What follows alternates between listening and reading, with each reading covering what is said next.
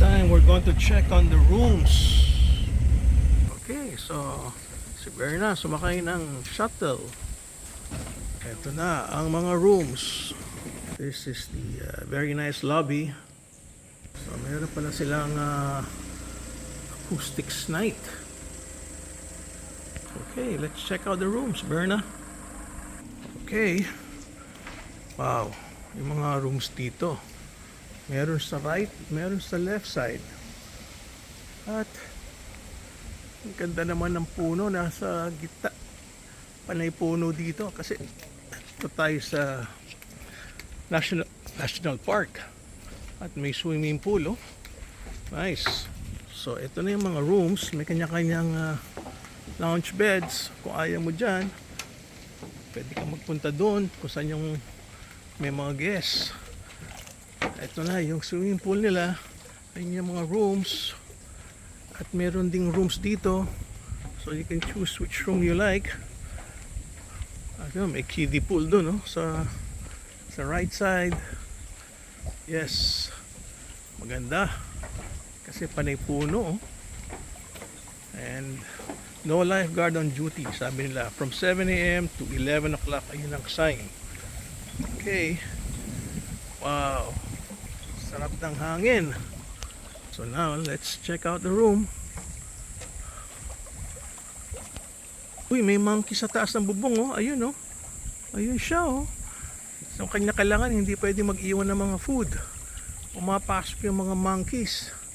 Yes. Kanina nga umaga, yung monkey, inaagaw yung breakfast ni Berna. So, ingat lang sa mga monkeys. There are many monkeys here because it's a forested area. Wow. Nice lounge beds. Ito na. One more. Going to our room. Uy, ang ganda. Letter U shape, ah. Yes, room dyan. May room din dito. At yung amin, bandang gitna yata. Wow, ganda. Blue skies. Ito yung papasok sa room namin. Room 204. Yes. Yan ang mga beds. May mosquitero, Berna. Ayan, oh. May mosquitero siya para kung hindi ka tamaan ng ng mga mosquitos. Diba?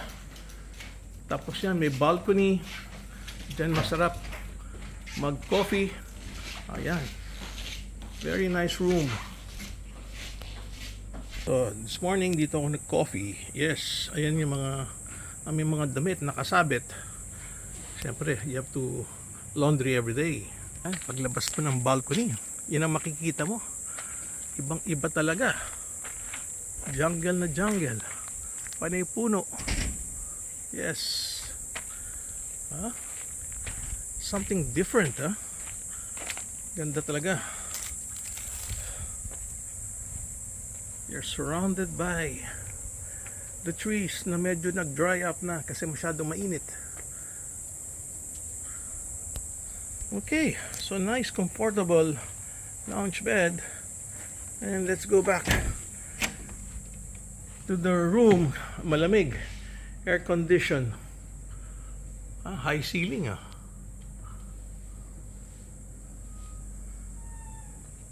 Okay, so malaki din ang toilet.